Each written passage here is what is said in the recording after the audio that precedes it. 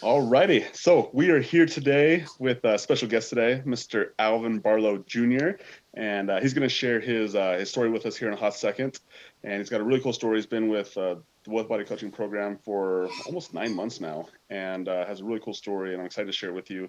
But before we get into that, if you are new here, my name is Logan Manzanares. I'm a business owner. I'm a fitness professional. Transformed well over 2,000 people's lives through this little thing we call health and fitness. A real estate investor, a husband, a father, and one of the most grateful people on this planet. Like I said earlier, I'm excited because we got Alvin on here as a client of BSB with Body Coaching, and honestly, just a overall like awesome, positive dude. Is a big influence in the community. Leads by example, number one, but also is not afraid to voice to other clients to like step their game up and like share his experiences. And that's why he's on here today, is to share his experience. So hopefully you out there listening, get some motivation or get some or connect with Alvin on some level to say that like, hey, like this is a real guy, and although he's got some massive success, he's just a normal guy, just putting the work in. So without further ado, Alvin, I'm going to go ahead and ask you a couple questions here. So before we get into like all the cool things like the results and all that cool stuff, tell me a little backstory. Like what got you to a place where you were like, okay, I'm ready to get some coaching, to get some help. Well, first of all, I'm 38, and so I've been in construction most of my career, and I started as a kid. I was pretty active, out framing a lot, a little bit of concrete, but I ended up back at, I think it's 2008 or 10, in the office, and I started to get out of shape at that point, but I started to get other areas of my life in track, started to figure out finances, and there's a lot of history, but I'll just say that I felt by the time I was 37, which was last year, I was accomplished in a lot of ways. I have a management position here in the company that I work for. I'd wiggled out from under a lot of debt, a lot of consumer debt. I had vehicles that were paid for.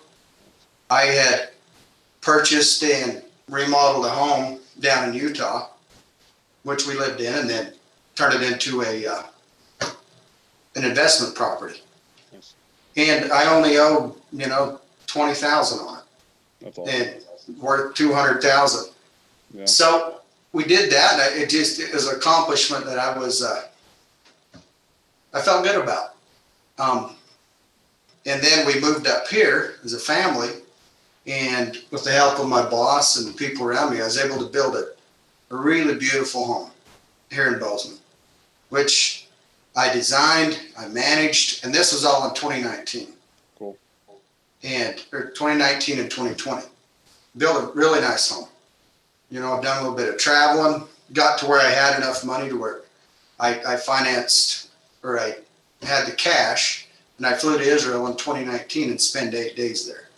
Awesome. And it just felt like I was accomplishing a lot. Moved into this new home that I'd just taken great care on the design, on every detail of the interior. And I don't know, for some reason, I just started to realize there was a problem with something that I had been neglecting, which was myself. Because I wondered, why am I moody and irritable? And I walk into a setting and I lack confidence. And so I finally, and it was in like September of last year, 2020, a crazy year, when I finally just got sick and tired of being sick and tired, and I started, and I guess this is right here is the first thing to fixing a problem, was I realized that I had a problem. Yeah. And I thought, what, there's a lot of things, there's some relationships that needed fixed with peers, and because of my irritability and the high stress level that I've been under, building a home, growing our business, I needed to fix that, but first I needed to fix myself. And so I started to look at just my personal health to see if that would make it to where I could be able to communicate better with people and not allow me feeling like trash to come out and to create an environment, the people around me. Because, you hate to be that toxic person. So the first thing I knew for dang sure I needed to fix was my weight. I was quite a bit overweight. You go on and you look at the body mass index chart for whatever it's worth. And I was in the obese, and so I started with that. And I watched I think it was a YouTuber or on Amazon Prime, but it was a guy named Fat Lolly. This is his nickname. And I don't know if you've seen that, but it was a real estate mogul that had, he was, up to 400 pounds. He's a big dude. Anyway, he was very accomplished. He was on TV and on everything. Anyway, he just took himself and finally come to the realization that he was in trouble. I think he was in the hospital and his little girl told him he didn't want him to die. And he realized that he needed to do something. And he just took it really serious. And I was a little bit inspired by his story, and I won't tell you the whole story, but if somebody wants to go look at that, it's Fat Lolly. And it was an inspiration to me how and I watched him, which I wasn't as overweight as he was. I wasn't in the hospital. I could still go hiking. He couldn't. And I thought, you know what? If this guy right here can fix himself physically, what am I doing? Where I don't have that much to get back in shape.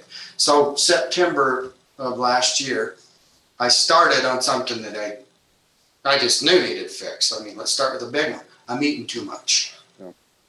And so I started cutting out the breads and the stuff that my body already tells me. I don't need to go research anything. My body will tell me, hey, that is probably not what you should be eating. Yeah. And then I started just a simple thing without any knowledge like you guys have brought to me. And it's like, okay, I know what calories are. I'll just start cutting those down. And I just started to cut my calories way down. I think I was at 800 calories for the month of September for every day. And it was brutal. And I went to a very dark place. But then I realized that I was starting to feel weak. I was dropping the pounds off. And I think that by the time I'd come in and met up with you guys, I think I'd lost maybe 20 pounds. But that's why I started researching and trying to find somebody that could help me, And some of us were too proud. We want to do it on our own. Where I started researching and I came across you guys. I think it was on Facebook or somewhere. And decided I needed somebody to help me with my nutrition to make sure that if all I'm going to do is 800 to 1200 calories, I better make dang sure that what those calories are good calories, And so I reached out to John, and it started there. I have the date. I built me a spreadsheet. I'm an estimator. That's good. And I'll just tell everybody out there that the math, all the emotions and this and that and the other, yeah, they're telltale, but the simple math is what kept me going when the motivation was gone. I'd open up my spreadsheet in the morning, I was tracking. Before I'd even come into you guys, I'm like, okay, I walked a mile today. We'll write it down, put it in a spreadsheet. And to watch the weight on the sheet, it's a visual that there's a lot to it. People discount it a little bit, but I can just say that simple math and that simple opening it up every morning, plugging something in there, watching the weight drop on a sheet, just the same way I got out of my consumer debt. Watching the calories, putting in, okay, I grabbed some dumbbells and I pumped them 20 times today. I had to start somewhere, So by the time I met up with you guys and John reached out to me, we sat down and it was very personal. John was listening to me. He weren't telling me at first. And then it was my turn to listen. And I listened to him. I allowed him to set up a program and I stuck to it. And then all of a sudden I got all these cool apps on my phone to where I weren't plugging everything in manually on the, and I think, I have a little, of course I still plug in stuff on my spreadsheet, and I can tell you that I've been, what is today, the 25th of May? Yep. I've been with your program for 213 days. This is my third round. Nice. And I'm on the 38th day of my third round, Nice. and with different goals. Yeah. I mean, I never thought I would be trying to gain weight. I didn't think that. Well, that's what I'm doing now. Yeah. I'm trying to, and it went from trying to lose a lot of excess body fat. I know that you were going to give me a clue on when to bring in all the numbers, but that's what's really cool to me is watching the numbers, learning how to listen to your body. And then it took me a while before I realized the weight is just a number, Mm-hmm. And being introduced to percent body fat, and even that, it's a number too. But having my mind open to my body and to be because I knew it was talking to me, but I didn't understand the language, and I think I understand it a lot better now.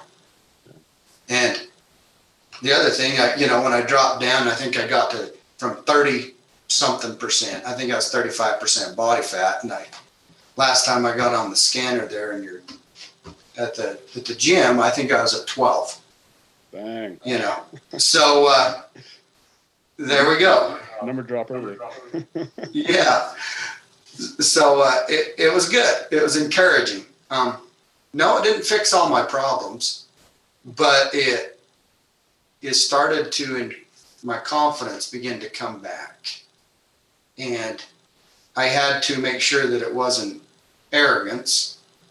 You start feeling good, you start being able to hike, and you're not huffing and puffing the whole way to the top of the M, which, I mean, when I started this, I couldn't have ever even dreamed of going up the face of the M.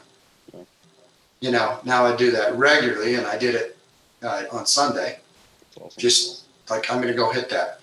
And I was to the top, and I looked up, I'm like, oh, I'm already to the top. The increased energy and the ability to function has just been, I can't describe it. No, it didn't fix all my problems, but it gave me the ability to deal with them in a lot better way, in a more positive way. What I hear from you, which is really cool, I think is important, is that like you were already you decided to make the change, and you started to make that change on your own. You started just eating less. Like you intuitively knew the answer, and I think that's really important. Is that anyone's out there listening is like, just start doing something. Like you don't have to know all the answers, and I'll be honest with you, like, I don't know all the answers. Alvin doesn't know the answers right now, all the answers, and ultimately it's just like starting, and that it starts to lead you down a path that you need to go down. And then, so that's the first piece that I picked up from that. And the second piece is you talked a lot about data, right? And I love data. I'm a huge data nerd. I've tracked a lot of data for years now. And what that allows you to do, and like I think the point that Alvin made that I think is clear, or that I want to make sure is clear, is that when like emotion gets you started, like the motivation is emotion. It gets you started, it gets you rock and rolling, but there's going to be times where that motivation weans. There's going to be times where all of a sudden it just becomes like the norm. And then if you're just relying on motivation, you're going to eventually fizzle out. But if you have data there to go on, like, oh, like here's my data, whether you're tracking your weight, whether you're tracking your food, whether you're tracking workouts, like there's lots of things you can track, sleep, stress levels. But when you're able to track data, it actually allows you to stay on track because you're able to look at data and look at it logically rather than be like, oh, I don't feel like it. Well, if you don't feel like it, then you don't get to put your little data in the sheet when you don't do your workout, when you don't track your food. And then all of a sudden, it also keeps you accountable, and it gamifies the process a little bit too as well, which I really like. And you talked about tracking your finances, and we've had previous conversations. We're talking about like net worth, tracking money. Like the more things you can track, just it allows you to make logical and good decisions rather than just making emotional decisions. Right? Like, oh, I don't feel like it's working. Well, look at the data. Like right now, you're actually down, X amount of pounds than when we started with. Like, what do you mean it's not working? Just because you don't feel like you've lost weight the last 2 weeks, like, what's the data set? Right? I feel like I'm overeating. What's the data set? I feel like I'm not getting good workouts. What's the data set? Right? And so it just allows you to take as much emotion out of this process because we're very emotional beings. And the reason why people aren't successful in weight loss actually has nothing to do with that the program doesn't work. It's just that people quit too soon. They just quit actually. Like that's one way you can actually not be successful is if you just quit. And so the reason why we quit is because, well, emotionally, we say that it's not worth it, or we're not good enough, or that it can't be done, or our body can't do it, and those are all just emotions. And so that's the big thing that I want to like point out that Alvin talked about, and also he talked about a lot of like good things that happen. But I actually want to know, Alvin, like what are some of the struggles? What are some of your struggles that you face in this process? Because like you said, like it doesn't solve all your problems. Like what were some of the problems that you have encountered that you faced and that you found ways to overcome them, or you even still like overcoming them?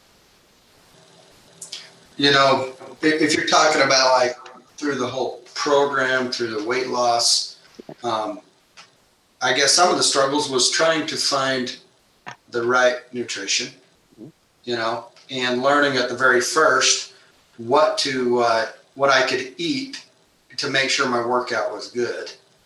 And I guess coming through and realizing that there's a ton of myths out there about weight loss, no carb, low carb, Atkins, whatever.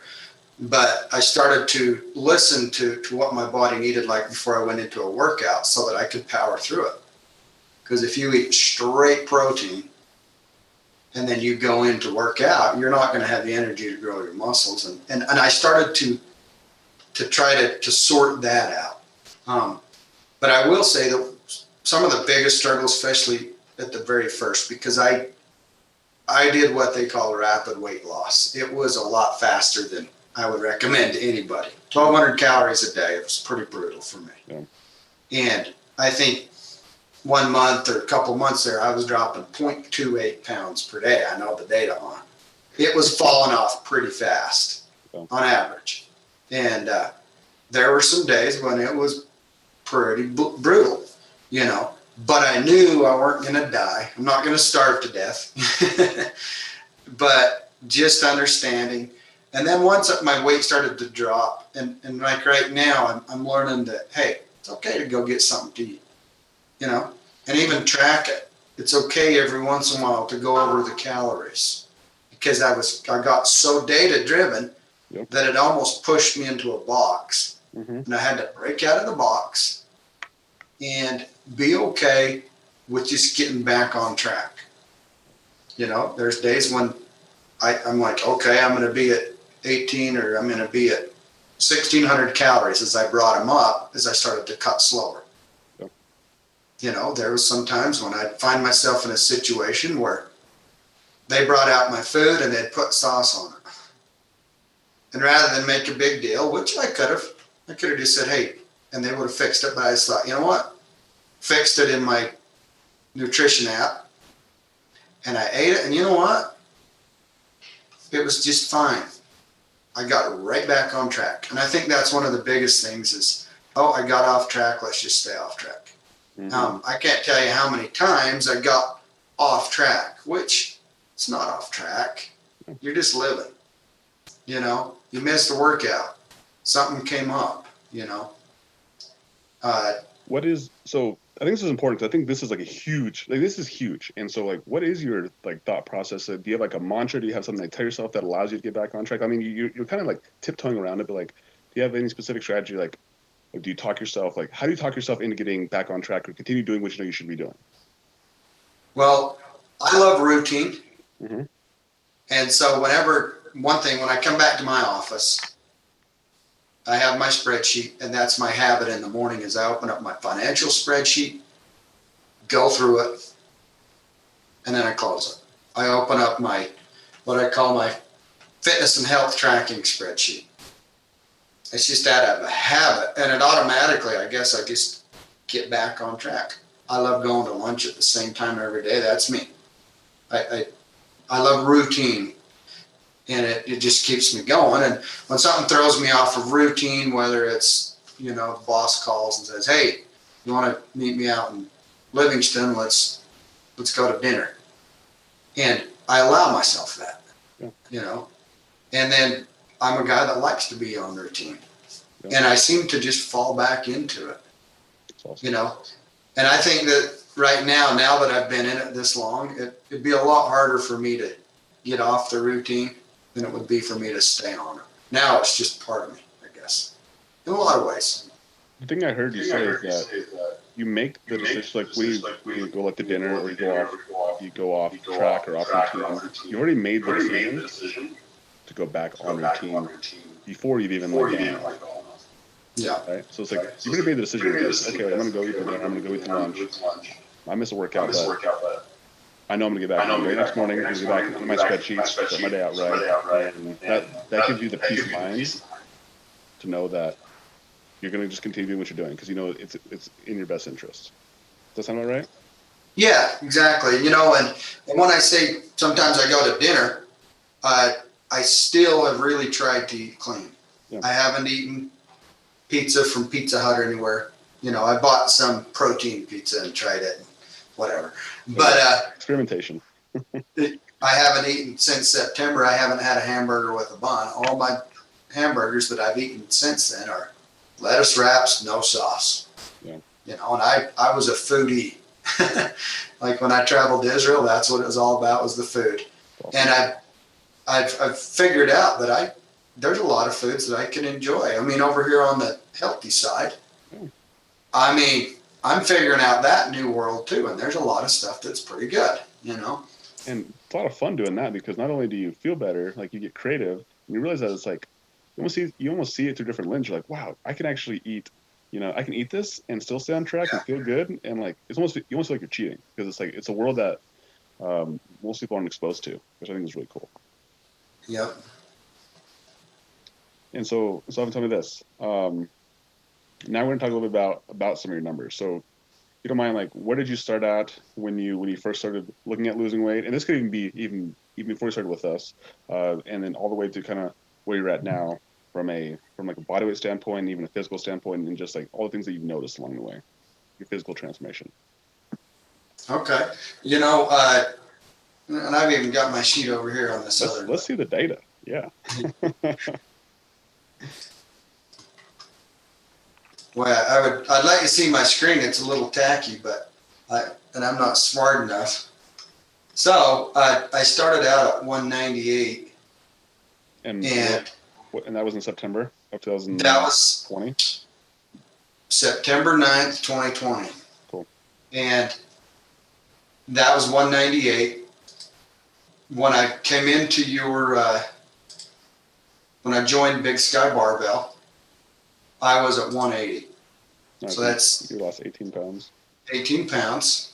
And I think when I hit my goal, and it's kind of interesting because my goal weight, long goal, was 165. That's what I wanted to be at. That was my ideal weight back in October. Nice.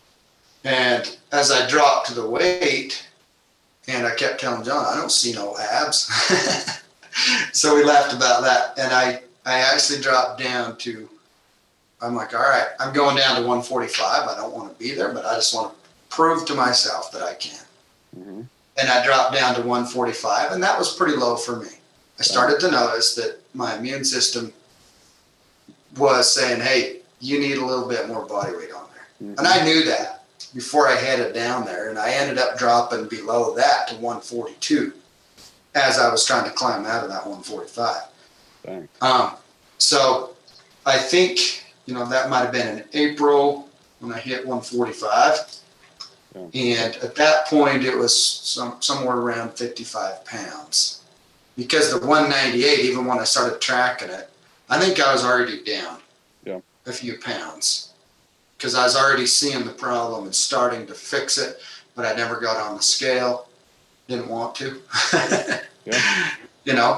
And I didn't want to take any selfies. I looked, Awesome. So 55 pounds is where I was at. some of the other differences, I went from 35-inch jeans to where I'm wearing 28s now.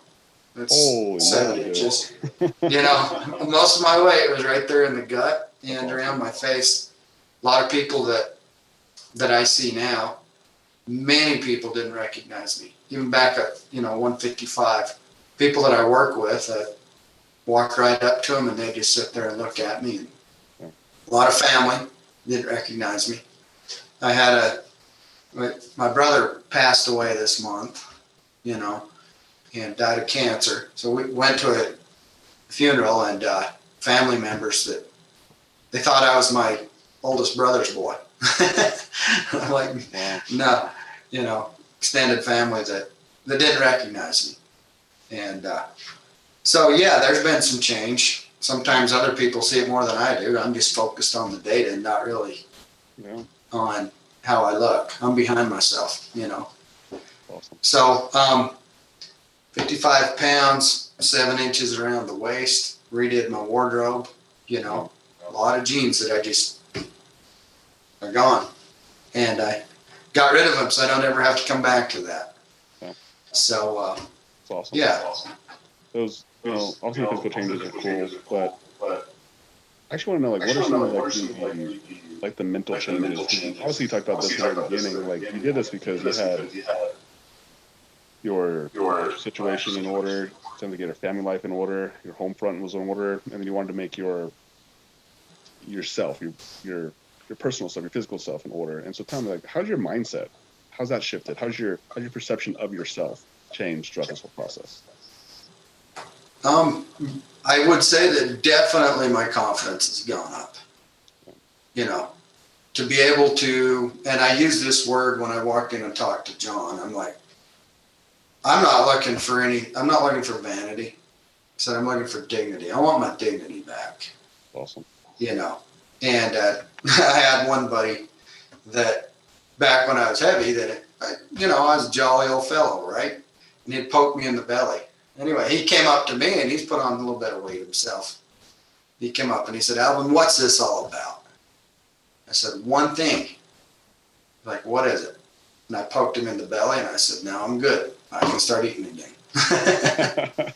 So, and the ability, I don't know, my mental, as I've learned the nutrition part too, if, eat a piece of fruit or something when you start to feel depressed, you don't discount the fact that what you're eating could be triggering or not giving you the ability to cope with some of the mental stress. And I've been able to cope with that a lot more. People say stuff that used to bother me a lot more, and I'm able to just have a clear mind. So mental clarity has come back a lot. Not as moody. There's a lot of things, there's people that we still have a relationship problem from the stressful times, but I'm able to deal with that person in a lot better professional way. I don't take as much stuff personal, and I don't know, I do going into the gym and pumping weights and getting that little frustration. That's a good thing too. And there's a poem that, and I can't quote it exactly, but it's about the man in the glass. I don't know if people look that up, but it's called The Man in the Glass, and it's basically saying that too many people count on their father or their mother or their children or their wife, whose judgment upon you must pass. But the man who matters the most in your life is the man looking back from the glass. And I think that I've taken that pretty serious, and looked at myself and said, are you happy with yourself? It doesn't matter what that other person thinks. Just be the best version of yourself and quit trying to please everybody. And that has done me just as much good as the weight loss. And I know that getting my physical, mental, getting my health in order has allowed me to have that clarity, to just be okay with who I am and be happy.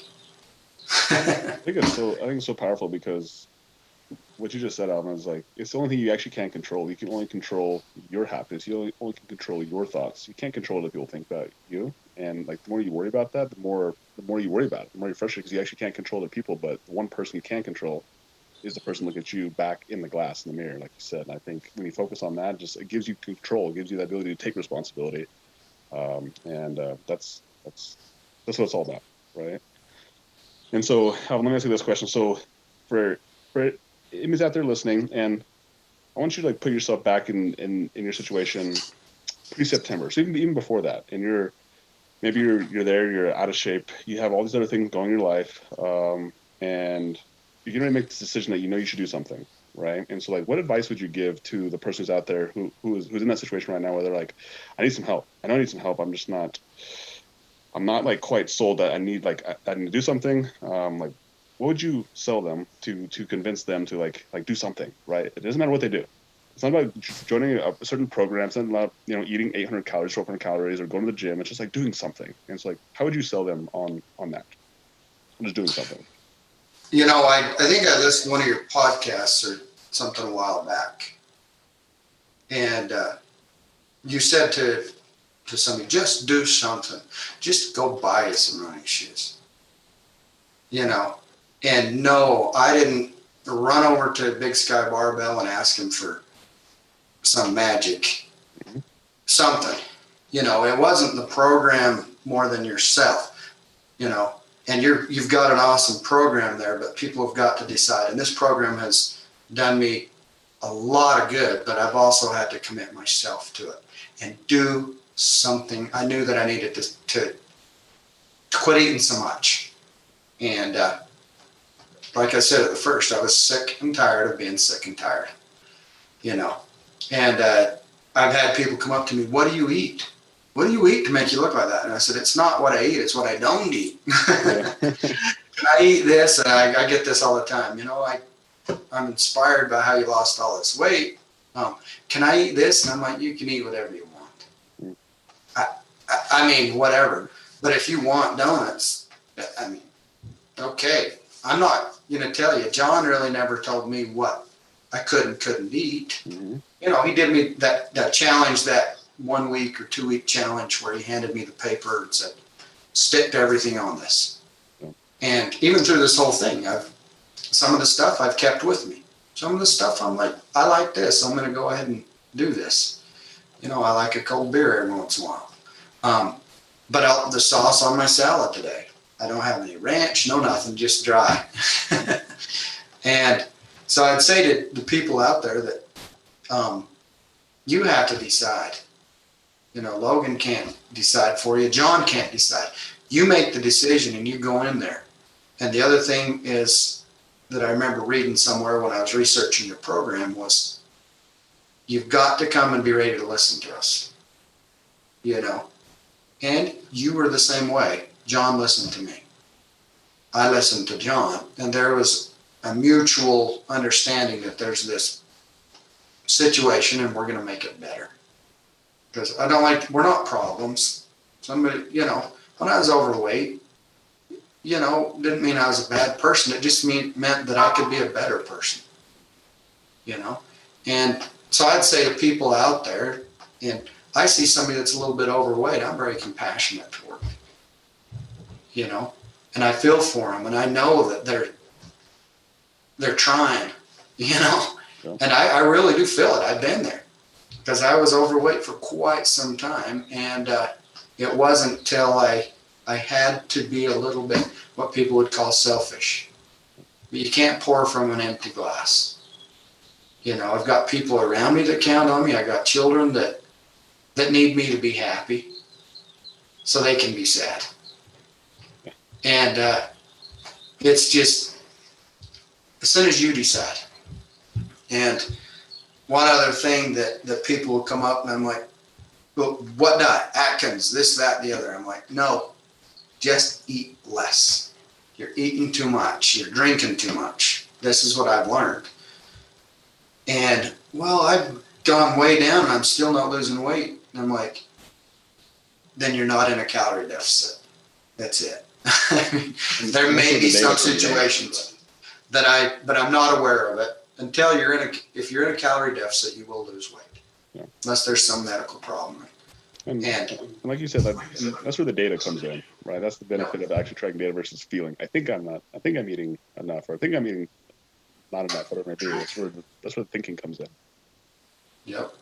Plug it in there. And yes, when you're quite a bit overweight and you start to cut your food back, you'll go through a dark place, which I did.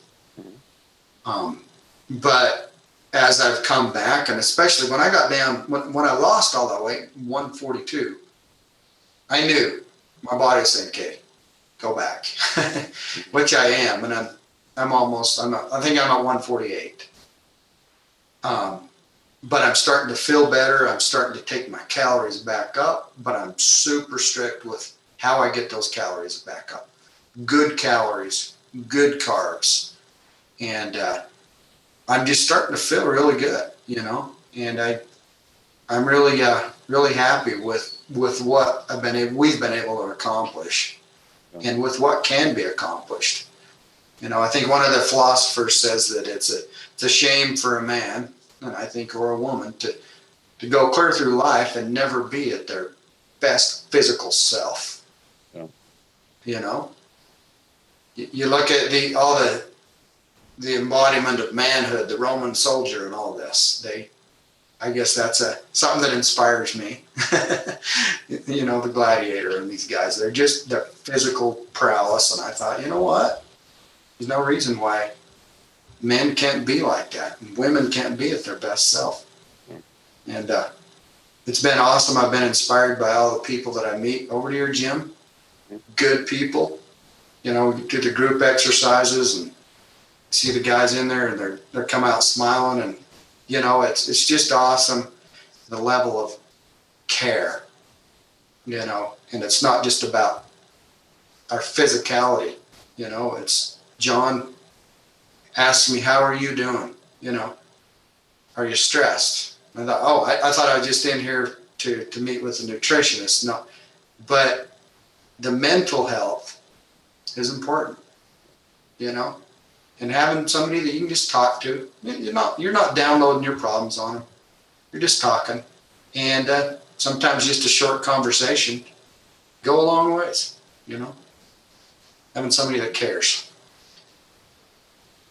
Alvin, I really appreciate you and your insights, and you sharing your story, and you kind of walking us through the logical sequence of how you got to where you got to. Because I think ultimately, when you're able to share your story, other people are able to see it out, and they're able to there's certain things that people resonate with.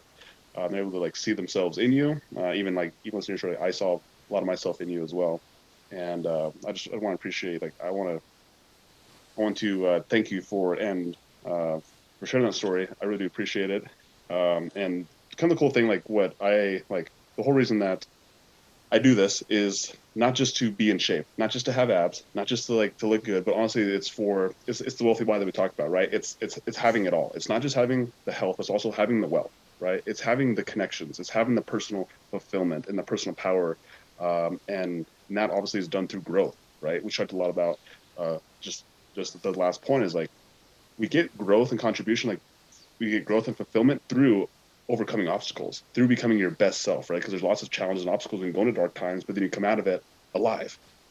And I just appreciate that about you, because you obviously have taken this from just being a weight loss story into this is a life story. And how you do one thing is how you do everything. And, I just anticipate that this is going to continue to make to continue to increase your financial well-being, to help you have even better connections with your family, with your team, and obviously continue to be happy with yourself, and continue to look at yourself in the mirror and continue to smile back, and just be appreciative of what you've accomplished. I think that's what it's all about.